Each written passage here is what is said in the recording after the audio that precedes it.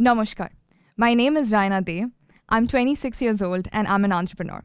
I run a brand consulting firm named Marque and Brew out of Kolkata. And I'm a part of the DLC Global Marketing, Digital and PR Committee, Kolkata chapter. Today at DLC Talk, I will be talking about personal branding, a new spotlight for leaders. Now I know, right? I'm not even famous. What am I doing here? But before we start, I think it's important that for the ones who do not know, we can explain what personal branding is, and then we can move on. Now, personal branding is the intentional effort put into ensuring that a particular professional in his or her industry gets the opportunity to showcase it in the best light possible to be considered as a thought leader in whatever sector or industry that they are in. Today, personal brand building has become an essential wing of services offered at Marque and Brew. Before I get into how I became a personal branding consultant, I think it's important that we take a step back and understand my personal life, because I think it does have a role to play in the whole situation. So I was born and brought up at the foothills of the Himalayas, small town, and dad was in the real estate industry. So he would build buildings for people to live in. And one day he addressed me and my brother and said, "Do you know why I get the projects and not my competitors? These are people who are selling off lands that they were born and brought up in for me to build houses in." And the reason that he gave was that, see, people don't really understand who makes a better building, right? It's the same cement, the same engineers, the same bricks, but people do know who they trust more, who they like to talk to more. People give work to people they like. It was as simple as that. But of course, I was a kid, so I very conveniently ignored him. Fast forward to 2020, at the age of 24, I decided to start my own brand consulting firm, Marque and Brew Private Limited. In the beginning, I think I got around 4 clients. It was beginner's luck. I was extremely happy. I was working, and now it was time to get more clients. And that's when there was radio silence. Nobody wanted to work with us. Now, I tried everything. I tried cold calling, cold emails, LinkedIn messages, even asked friends for favors. But honestly, maybe I was just really shit at sales. This is when I sort of did not have a lot of work to do, and I grew up writing. So I decided that, okay, I need to start putting my thoughts out online, simply because I had the time to. I wasn't going to make a WordPress blog or a Medium page. So I thought, okay, you know what? I have around 1,200 connections on LinkedIn. Let's start writing there. Of course, in the past, LinkedIn had been a very intimidating situation for me because everybody seemed to be doing better, earning more, getting more promotions. But I thought, you know what? Let's do this. And that's, I think, when there was a turning point for my story. Now, of course, as I said, I did not start off thinking, oh, you know what, I'm going to personal brand myself well, and that is going to lead to XYZ. There was no strategy in it. I just wanted to write as a writer.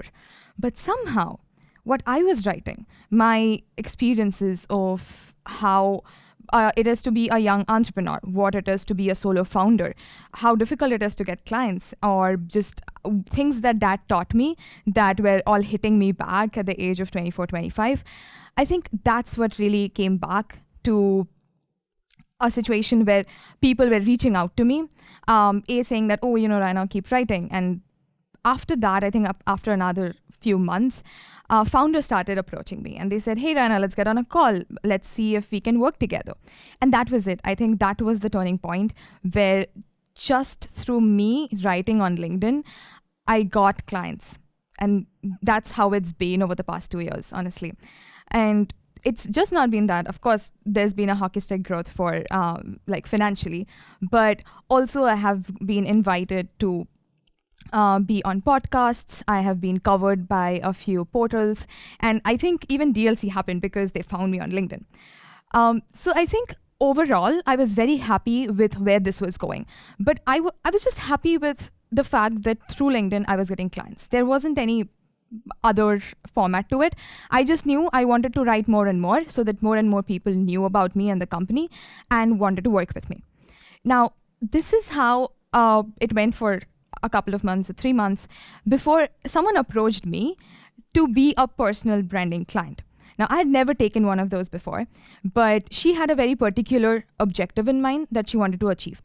So my team took on the project. We used things that I had done in the past for my own personal branding and just refurbished the whole thing for her.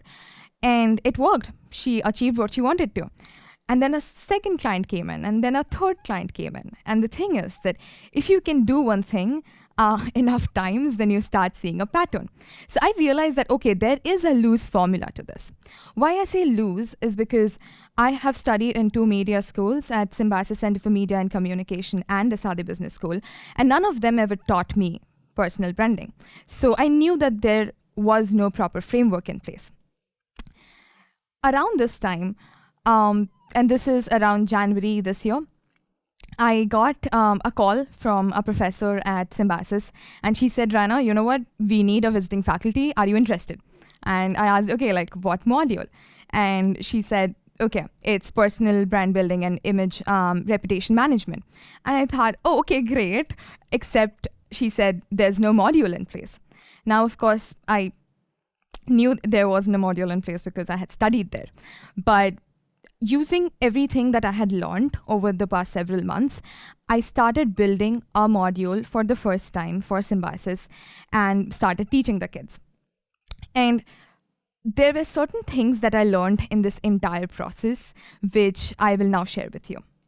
Now, some of you might be skeptical that, okay, this sounds very plasticky at this point because I'm bloody brilliant at my work, and why should I have to, package myself in pretty plastic just, for people to see me? Because I am a good product, people should see me naturally.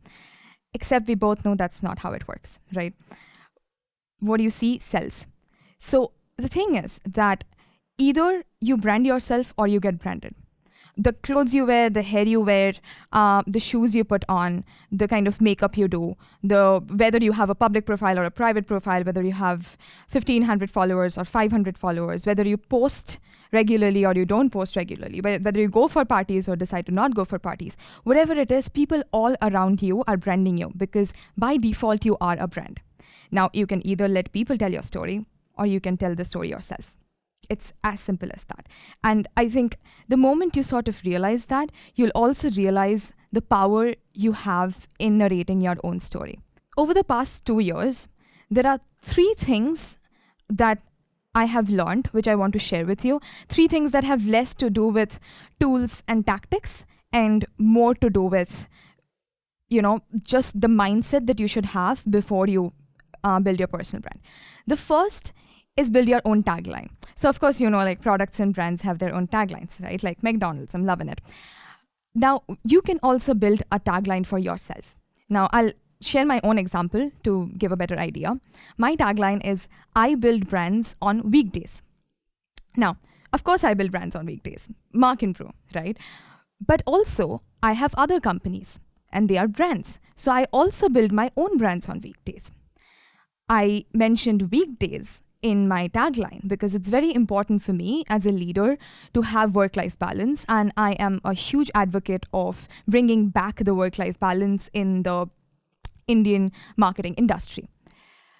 And if you, again, listen to the whole tagline, I build brands on weekdays, it does sound like a matter-of-fact statement, right? It's not motivating, it's not sarcastic, it's not funny, because I am not those people. I am a very straight person. So even from that angle, the tagline makes sense for me.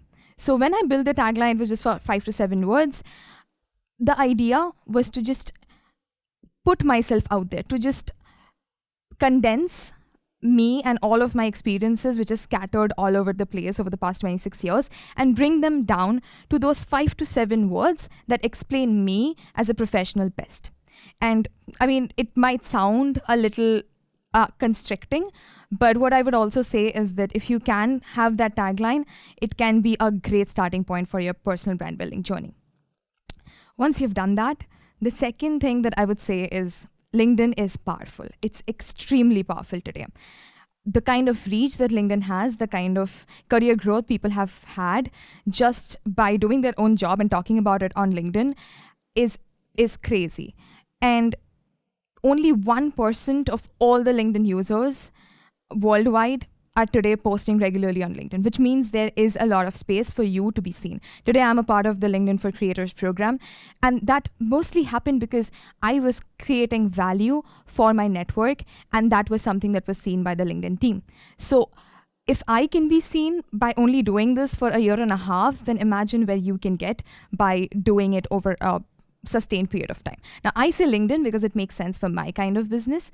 But of course, if you're an artist, then YouTube and Instagram makes sense for you. If you're a politician, then Twitter makes a lot of sense for you. Find your communication channel, of course, but just remember that you have to be consistent for around a year before you can start seeing results.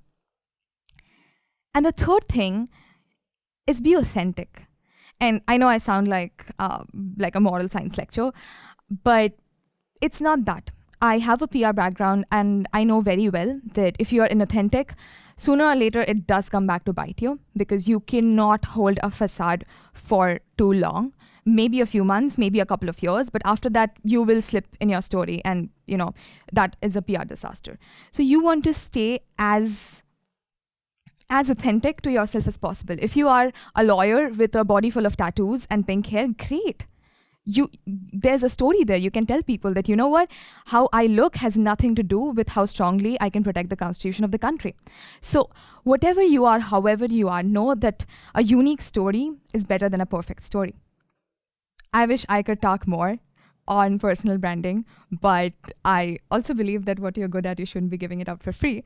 But I will end on a note that there's a Hindi saying, "Jo dikhta hai wo bikta hai," and it loosely translates to what you see sells. And that holds as true for a product or a service as it does for you. So now the choice is yours. Good luck. I'm so thankful to DLC and Jimmy Mistry for giving us this platform, especially me as a young entrepreneur, to come here and share my 2 cents. So thank you so much. And I can't wait to explore more with you guys. Thank you.